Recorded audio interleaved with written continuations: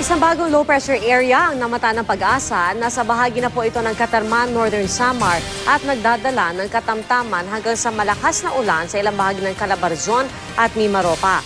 Apektado rin ito ang Eastern Visayas at Bicol Region.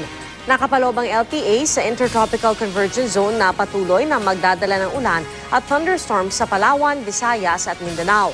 Base sa datos ng Weather Central, magiging bahagyang maulap ang papawirin na maaaring may kasabay na pag-ulan sa iba pang bahagi ng Luzon bukas. Sa Metro Manila, mataas ang posibilidad ng may hinang ulan sa hapon hanggang gabi. Posible naman yung lumakas kung magka-thunderstorm.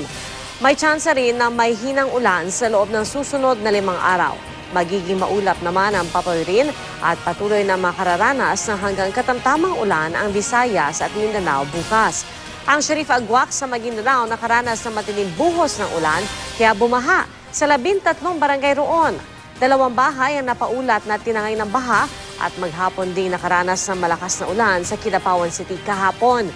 Gumuho naman ang lupa sa ilang bahagi ng President Roxas, North Cotabato dahil sa lakas ng ulan. Wala namang naiulat na nasaktan.